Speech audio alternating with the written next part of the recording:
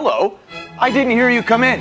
And welcome to Anti-Conjuror Storytime with me, Shock Illusionist Dan Sperry, the Anti-Conjuror. Welcome back, boys and girls, to episode 2. In this episode, I'm going to be reading you Brave Cowboy Bill, a 1950 classic from the Little Golden Book series written by Mary Read, PhD. That means she's a very important person, I think. Formerly of Teachers College, Columbia University. Well, good for Mary Read, PhD. Thank you for bringing us Brave Cowboy Bill.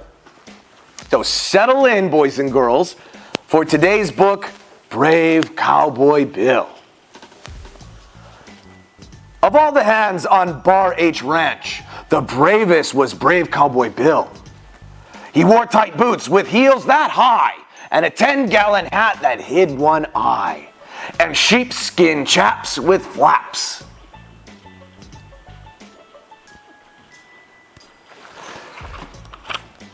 He named his pony Golden Arrow, and every day with a clip and a clop, he rode to the highest mountaintop.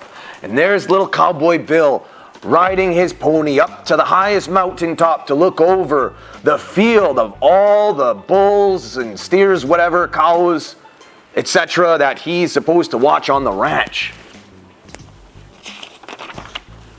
One day he saw some bad men who were stealing Bar H cattle.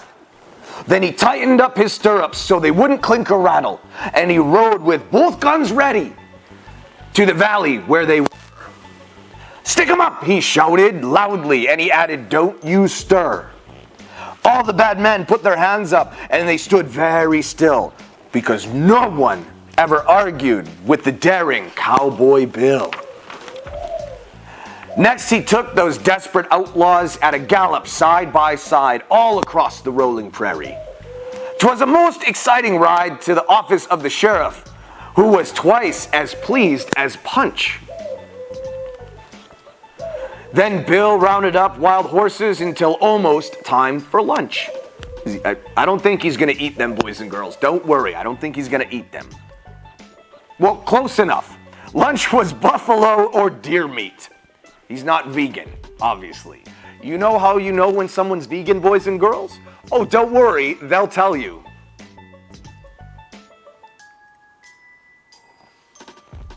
Lunch was buffalo or deer meat that he shot himself and cooked on a fire made out of brushwood.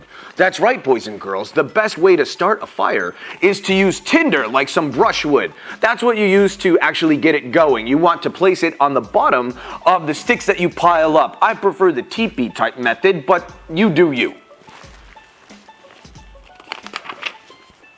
After lunch, that cowboy looked for a band of Oh, God.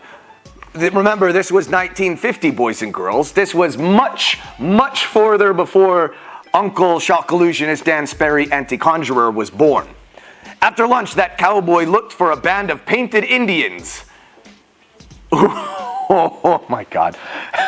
A band of painted Indians who were after scalps and loot. So this just became Dances with Wolves, apparently. Wow, okay. Bang! He shot away their bowstrings so they couldn't even shoot. He took all of their feathered arrows and their tomahawks and bows, and he made them smoke a peace pipe sitting down in tidy rows. "We'll be friends," he told them firmly. All the Indians said, "We will," because no one ever argued with the daring Cowboy Bill.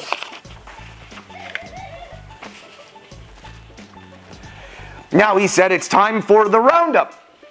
But before he'd quite begun, all of the cattle put their ears down and they all began to run. And they snorted and they bellowed. And they wouldn't hear or heed. And they ran all helter-skelter. Oh my God. And they ran all helter-skelter. They were trying to stampede. If you don't know what a stampede is, boys and girls, it's basically a ruckus that cattle do. And they ran all over the place. A stampede is not a good thing if you're a cowboy, even if you are a brave Cowboy Bill.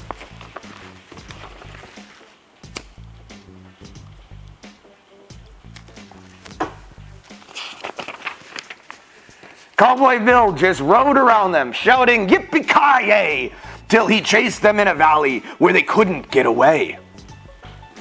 Then he built a fire for branding. And he branded till his calves were all marked bar H. And he did it single-handed. And there's a picture of Cowboy Bill with the fire branding the cattle and the calves. This is not something I recommend doing, boys and girls. I imagine it's very painful. You know how your mother always told you never to put your hand on the curling iron or on the stovetop? This is basically the same thing, but it's not happening on their hand. It's happening on their rear end. What? Oh, God. When a puma cat came prowling hungry for bar H calf, or a grizzly bear came growling, this prairie sounds pretty gnarly. Is he in Jumanji? I don't know. You could hear that cowboy laugh just before he pulled his trigger. Bang, bang, bang. He shot it dead. Then he skinned it for a blanket or a pillow for his head. Though he wasn't one for sleeping, because he's a cowboy. Cowboys don't sleep. So apparently Cowboy Bill shot the puma and the bear. Right. I'm sure they didn't have a family. Cowboy Bill sat up all night, singing songs about his cattle near his campfire big and bright. And at dawn he drove them slowly across the prairie into town, to the railroad where he sold them with a busy kind of frown for a lot of golden dollars to some big men from the east. Then he bought new boots and bullets. Reinvesting, all right. And he had a splendid feast in the town's most splendid restaurant. He had lamb chops and new peas and some homemade cornbread buttered. Apple pie with golden cheese. Actually, if you've never had apple pie with a nice toasted melted slice of cheddar cheese on it, you're missing out on a lot of life. Chocolate cake with chocolate icing, creamy custard full of cherries, and green cupcakes with his name spelled very large in candy berries. I think what he's doing is the keto diet. That's why he's splurging right now. But you can see all of these nice things that Cowboy Bill ate after a long time out on the prairie. Those green cupcakes with his name spelled out on them look quite lovely. Wouldn't you agree, boys and girls? Just as he finished eating, Cowboy Bill heard lots of noise, horns and drums and feet parading, and a band of big cowboys, clippy-clopping on their horses, came a gallop upon the street. Rodeo, they called. It's starting at the fairgrounds, 1:30. Rodeo. Cowboy Bill rode out there with them. He was ready for some fun. First, he won the pony races. Then he won the shooting thing. The shooting thing. That's literally what it says. Then he won the shooting thing. Good for Cowboy Bill. He won the shooting thing. Which basically it looks like a tin can on a tree stump. Then he won the prize for throwing wild bulls in the throwing ring. Then he won the prize for roping and the wild horse riding prize. And all the prize for doing rope tricks.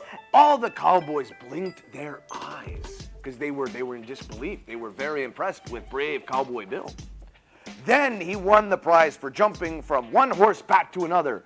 'Twas a set of painted dishes that he took home to his mother. Well, that's nice. Cowboy Bill won painted dishes and he took them to his mom. That's very nice.